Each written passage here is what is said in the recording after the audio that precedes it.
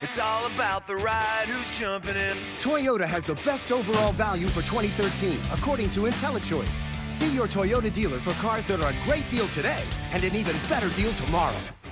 Toyota, let's go places.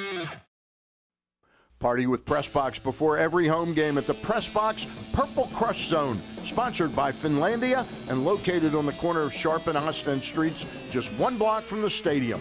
The pregame party starts 3 hours before game time with special food and drink prices, as well as live entertainment. Go to PressBoxOnline.com now for all the details. And welcome back to Inside PressBox. We'd like to welcome Domino's Pizza for this year's Purple Crush Zone. They'll be on site selling pizza by the slice, or if you want a whole pizza to take back to your own tailgate, they'll have those as well. But you really do need to stop by before every Ravens home game, beginning on the 15th. Not only will we have great food and drinks, but our radio partners at WPOC have hooked us up with some great live music, and that includes American Idol runner-up from a year before last, Lauren Elena, will be there before the Browns game with a free live concert. Don't miss out. It's going to be a lot of fun. And if you want more details about it, just go to PressBoxOnline.com. And I know most of you have already completed your fantasy football drafts. Your teams are set, but maybe not fully set. You might not be happy with who you ended up with. In most leagues, you'll have weekly options on how to improve your team. Earlier this week, I headed over to Friends School, where I chatted with PressBox's fantasy expert, Ken Zalis of Fans Fantasy Football, about his week-to-week strategy. And your fantasy blues brothers here, Stan the Fan, along with, of course, Ken Zalis of fansfantasyfootball.com. Ken, everybody that's watching this now has drafted their team or they're not playing fantasy football. Tell us what percentage of the fun of fantasy football is evolving and bettering your team. Oh, I think it's half the fun. I think half the fun is the draft, of course. So half my fun is already over? Fun's over. That's the problem with fantasy football to an extent. But, now you got to watch the waiver wire. You got to start paying attention to on Wednesday when practices happen and, people are injured and who's coming up on the depth chart, next man up, as they say. You got to look for a guy like all of a sudden, a guy like Patrick Edwards, who nobody listening right now is going to know who he is, but he may start opposite Calvin Johnson in Detroit because Nate Burleson may not be ready. I'm writing that name down. Patrick Edwards. I just gave a secret. Everybody in my league's going to grab him. But Patrick Edwards may start as the number 2 outside of Calvin Johnson. Any team that throws a ball 700 times a year, that's a guy that's fantasy worthy. So you got to look for tricks like that. And, somebody in one of my leagues just dropped Josh Gordon because they realized he's going to be suspended for 2 weeks. Well, I picked him up. That could be a top 25, wide receiver. So you look at who gets picked up, but you also look at who gets dropped. And, another man's, garbage is one man's gold. So tell us the sort of the regimen of the week, though. In other words, what is the first thing to look for? Is it that Wednesday the injuries are announced? Well, the first thing you have to look for in most leagues is Tuesday is the first day you can pick people up off the waiver wire. So once the games are done Monday night, you guys see did the running back for Oakland go out with a year-ending injury or something like that, or did a wide receiver start and go nuts that we didn't expect to start? And you start putting in your waiver claims on Tuesday.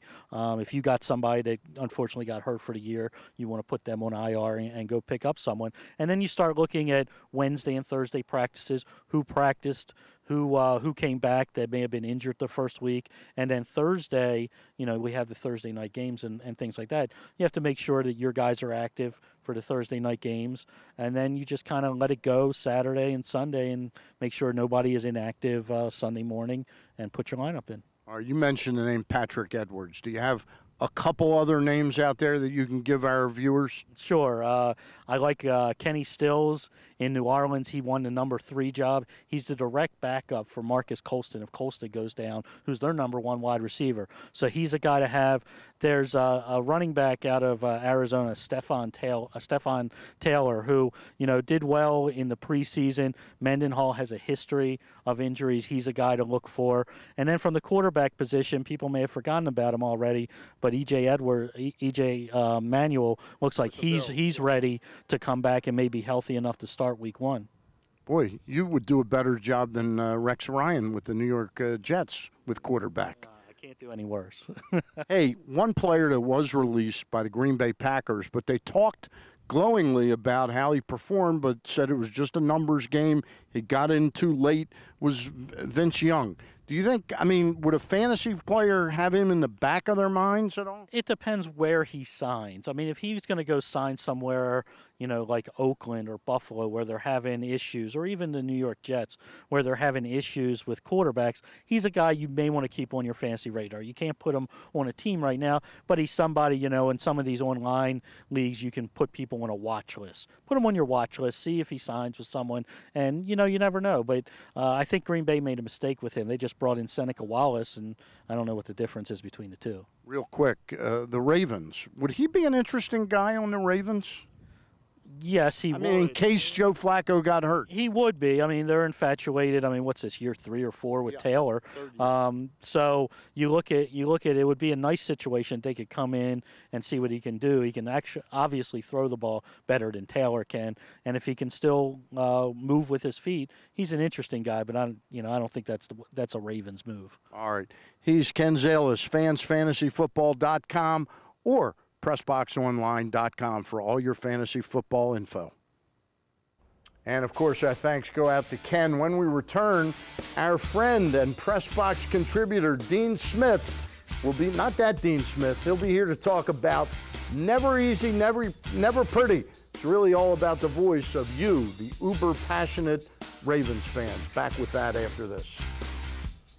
Celebrate Jonathan Ogden's Hall of Fame career with this limited edition collector's magazine, which covers Ogden's career from high school to the pros and beyond. Enjoy behind-the-scenes stories from his coaches, as well as the team's decision to make Ogden the Ravens' first ever draft pick in 1996. Reserve your copy now at PressBoxOnline.com.